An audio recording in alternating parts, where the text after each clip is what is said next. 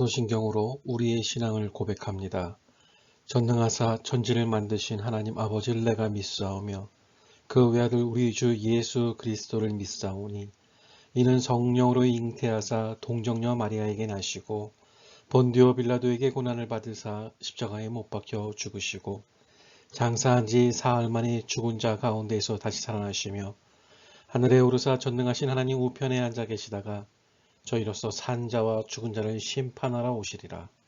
성령을 믿사오며 거룩한 공예와 성도가 서로 교통하는 것과 죄를 사하여 주시는 것과 몸이 다시 산 것과 영원히 사는 것을 믿사옵나이다. 아멘.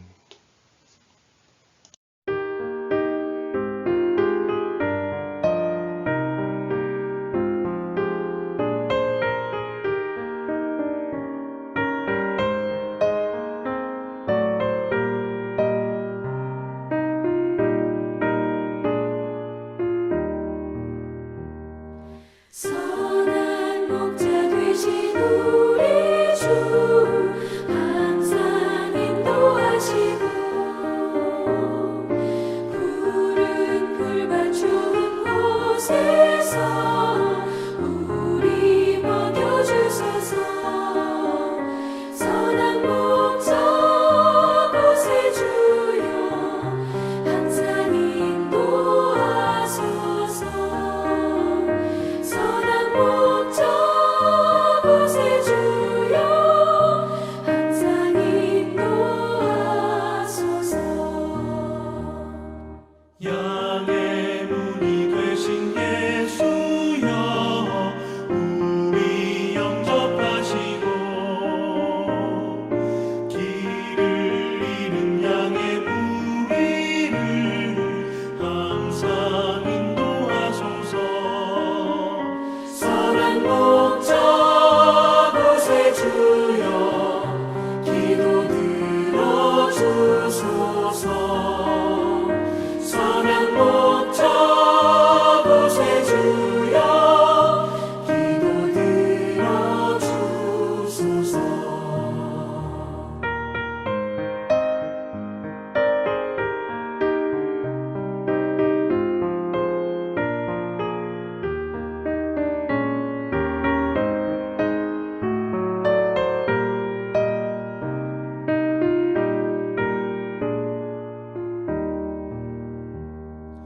흠이 많고 약한 우리를 용납하여 주시고 주의 넓고 크신 은혜로 자유롭게 하셨네. 선한 목자 곳에 주여 지금 나아갑니다. 선한 목자 곳에 주여 지금 나아갑니다.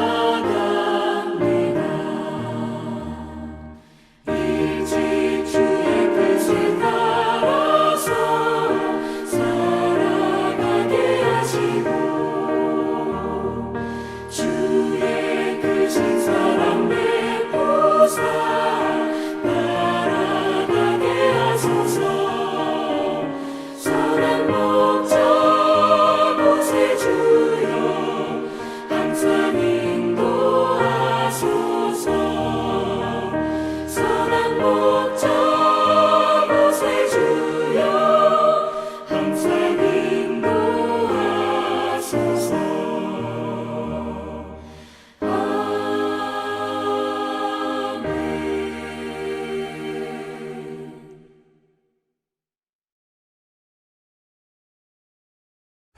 할렐루야. 오늘은 다 하늘 아버지께 구하라 라는 제목으로 하나님의 말씀 함께 나누도록 하겠습니다.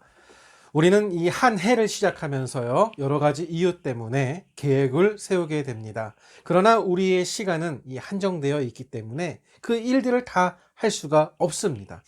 그 많은 일들 중에서 꼭 해야 할 일들을 골라야 합니다. 그러면서 골치가 아파오기 시작하죠. 어떠한 일들을 해야 할 것인가에 대해서 이제 고민을 시작하게 됩니다. 그런데 이런 고민을 연구한 학자가 있습니다. 재밌죠? 이 고민 아주 중요하다는 겁니다. 어느 정도로 중요하냐면 성공을 하느냐 못하느냐를 이 판가름할 정도로 중요하다고 연구를 했다는 겁니다. 그 사람의 이름은 스티븐 코비 박사고요. 책의 제목은 성공하는 사람의 7가지 습관이라는 책을 집필하였습니다. 성공하는 사람들이 가진 습관을 7가지로 정리해 본 책입니다. 그는 책에서 이렇게 이야기를 해요.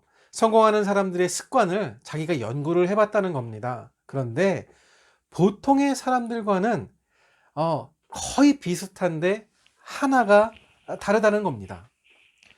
자기가 봤을 때에는 바로 그 하나가 인생을 바꾼 것 같다라고 이야기를 하는 겁니다. 여러분, 그 하나가 과연 무엇일까요? 그의 연구 결과에 의하면 바로 먼저 해야 할 것을 먼저 하는 습관이었다라는 것입니다. 참 연구 소재로 박사학위를 받았는데 습관에 대해서 박사학위를 받았는데 그가 연구를 해보니 성공한 사람들의 성공 습관은 먼저 해야 할 일을 선택했다. 그것이 중요했다라는 겁니다. 그러면서 책의 마지막에 스티븐 박사는 이렇게 이제 마무리를 합니다.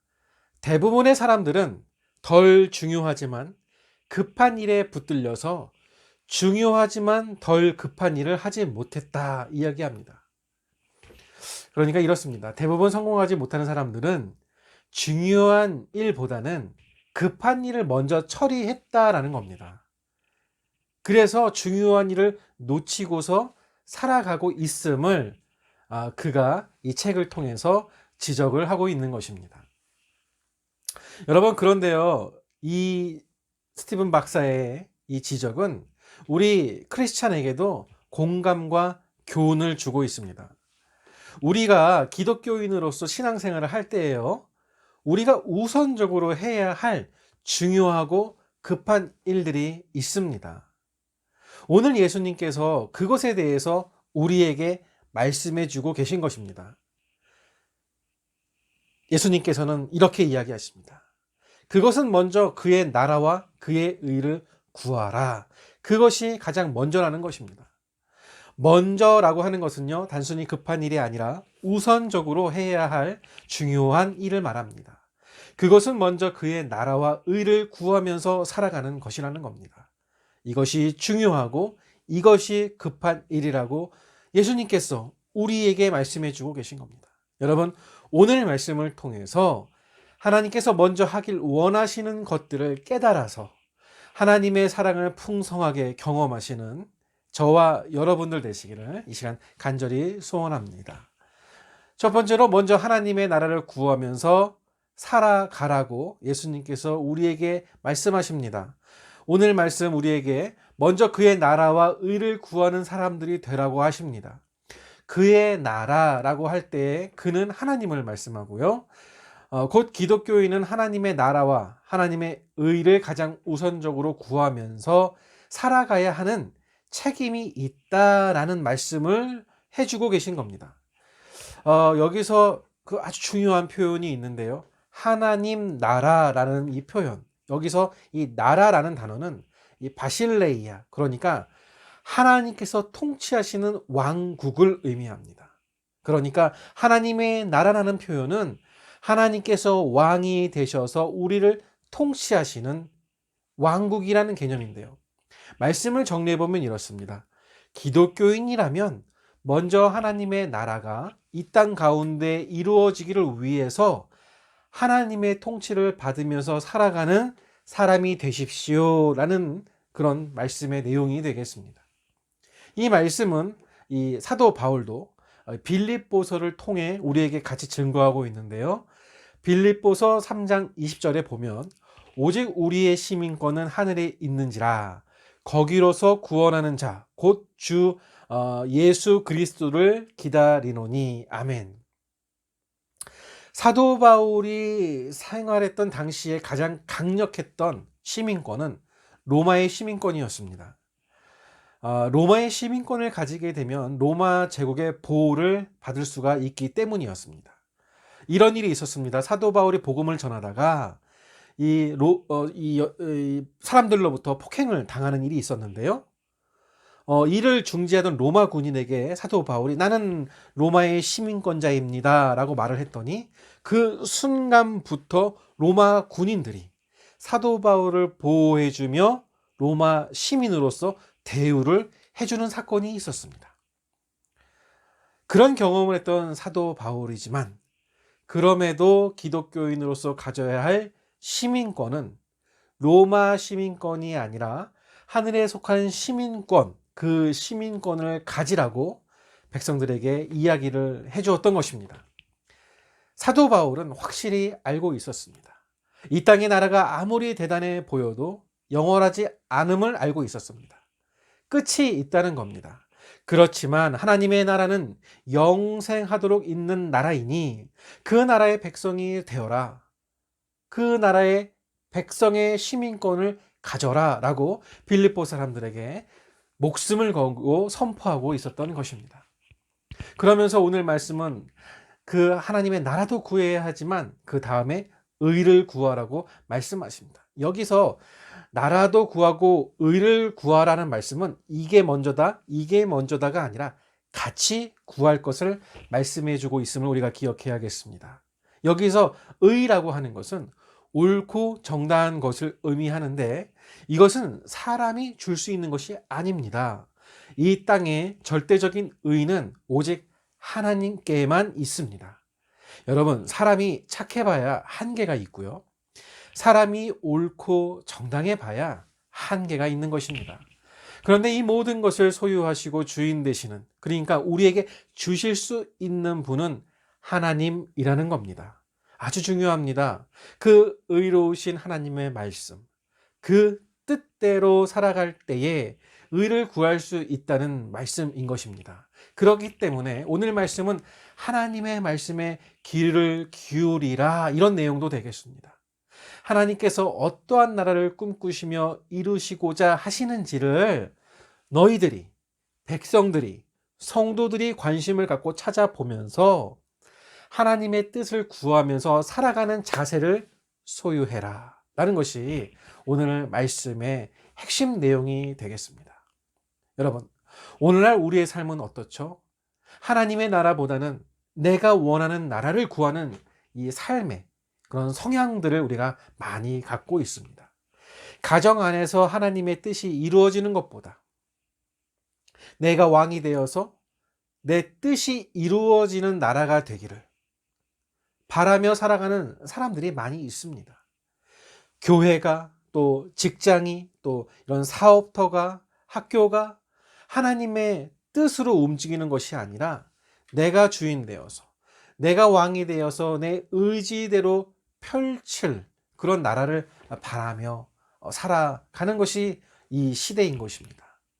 오늘 말씀은 그들에게 경고하십니다. 너의 나라가 아니라 나, 즉 하나님의 나라를 기억하고 살라고 하십니다. 여러분, 주인이 바뀌면 안 됩니다. 그럴 능력이 있는 분이 주인이 되어야 합니다.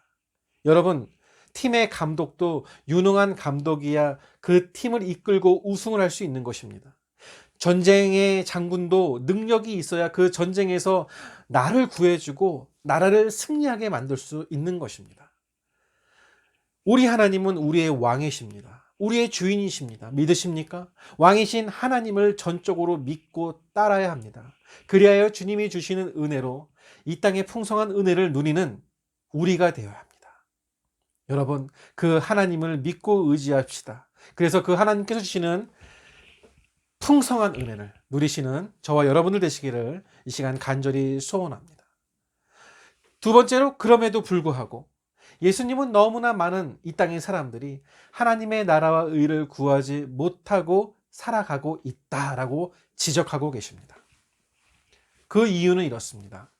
하나님의 이 사람들이 너무나 세상의 염려에 빠져 있다는 것입니다. 예수님께서는 그 이유가 무엇을 먹고 입고 살아야 할 것인가에 대한 염려로 가득하기 때문이다 말씀해 주시는데요. 사람이 목숨을 위해서 먹고요. 입고 또 잘 것을 위해서 수고하는 것은 어떻게 보면 너무나 당연한 일입니다. 그런데요, 그것이 삶의 목적은 아니라는 겁니다. 예수님께서는 사람의 목숨과 몸이 귀하다는 것은 우리뿐만 아니라 하늘에 계신 아버지께서도 너무나 잘 알고 계신다고 말씀하고 있습니다. 예수님은 하나님을 왕이 아니라 아버지로 표현하고 있는데요. 하나님께서는 또한 아버지로서 자녀의 필요를 아시고 우리의 필요를 직접 채우시는 분이다라는 것을 예수님께서 우리에게 알려주고 계십니다. 육신의 아버지도 자녀의 필요를 알고 채우는데 하나님은, 우리의 신이신 하나님은 얼마나 우리를 세밀하고 자세하고 자상하게 챙겨주시겠느냐. 그런 하나님을 믿어라. 그 말씀을 우리에게 전해주고 있는 겁니다. 그러면서 예수님은 동물과 식물들을 예로 해서 말씀을 해주시는데요. 먼저 공중의 새를 보라고 하십니다. 새는 심고 거두지도 않고 창고도 없는데 죽지도 않으며 잘 먹으며 잘 번성하고 살아간다는 것입니다. 그러면서 들에 핀 꽃들을 보라고 하십니다. 성경에는 꽃이라고 나와 있지만 우리는 이 꽃을 백합화라고 이야기를 하는데요.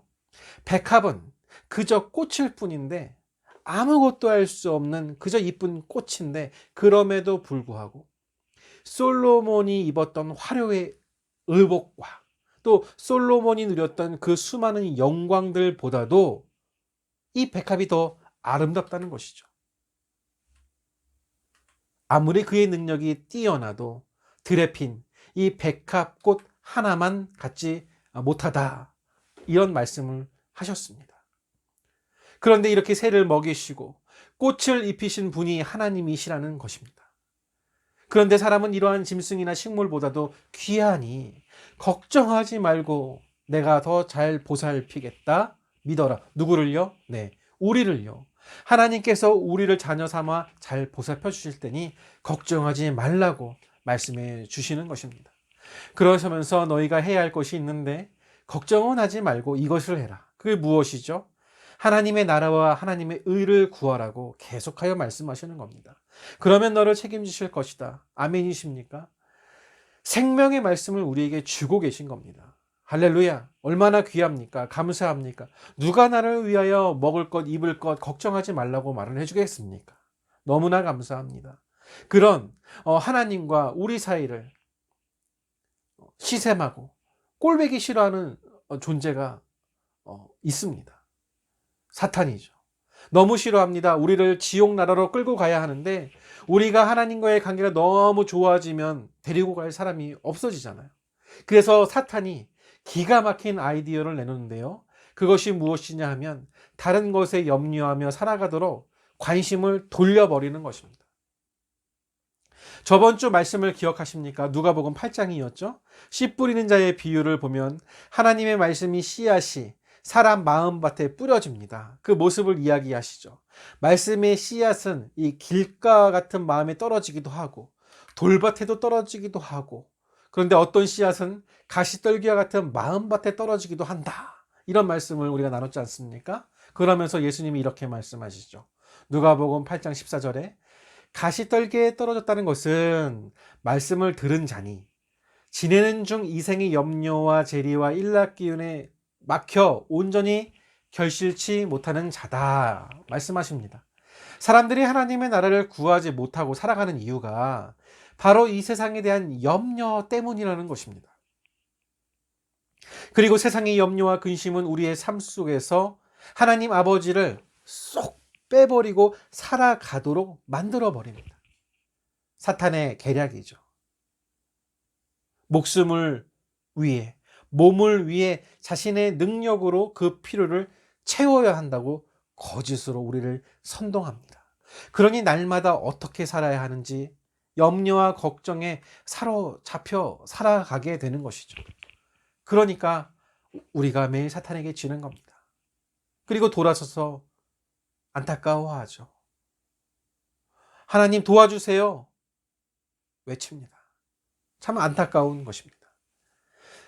예수님께서는 우리의 삶 속에 하나님 아버지가 있음을 잊지 말라고, 그분께 맡기면서 살라고 말씀하십니다.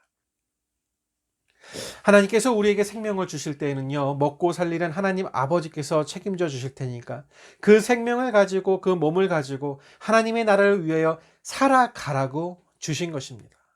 여러분, 일을 하지 말라는 것이 아니라, 걱정과 염려가 아니라 하나님의 방법대로 열심히 살라고 말씀하시고 계신 것입니다.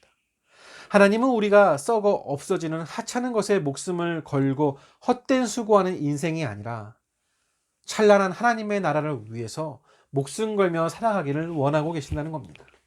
그래야 복을 주실 수 있으니까 그렇습니다. 이 시간 저와 여러분이 받아야 할 복은 하나님이 주시는 복입니다. 받을 수 있습니다. 우리가 끌어주고 땡겨주면 우리가 다 받을 수 있습니다. 아픈 자 위에 함께 기도해주고, 힘든 자 위에 함께 위로해주고, 기쁜 자 위에 같이 웃어주면 됩니다. 여러분, 그런 함께하는 기쁨 누리시는 우리 되길 원합니다. 소원합니다. 세 번째로, 우리가 하나님 나라를 구하는 삶을 살기 위해서는 하나님 나라가 진정한 보물임을 깨달아야 한다 말씀하시는데요. 예수님께서는 마태복음 6장 21절에 말씀하시기를 내 보물이 있는 그곳에는 내 마음도 있다라고 말씀하십니다. 사람의 마음의 보물로 향하는 것은 당연합니다.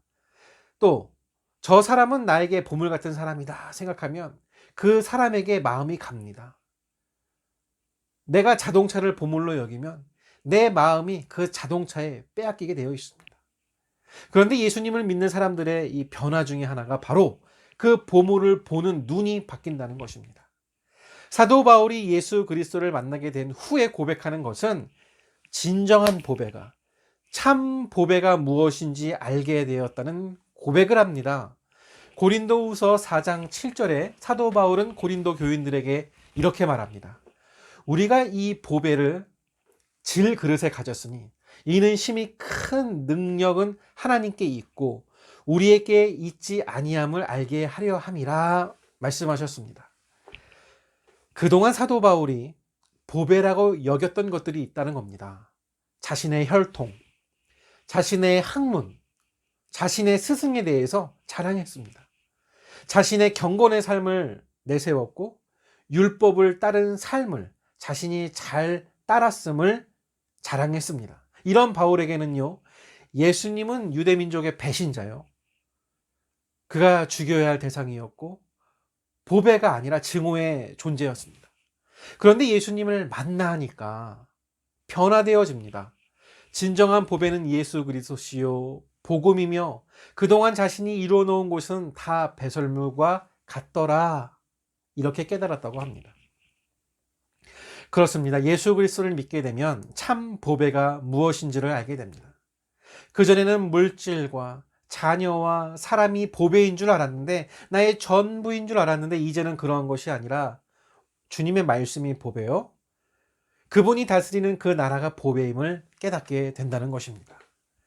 그래서 나의 삶에 하나님의 통치가 이루어지고 그 말씀대로 살아가는 것이 너무나 행복한 것임을 알게 되었다는 것입니다. 여러분, 내가 공부하는 것도 하나님의 나라를 위해서 해야 합니다. 취직하고 일하는 것도 하나님의 나라를 위해서 해야 합니다. 가정의 삶도 내 가정에서 하나님의 통치가 이루어지기를 바라면서 살아갈 때 행복한 가정이 될 수 있는 것입니다.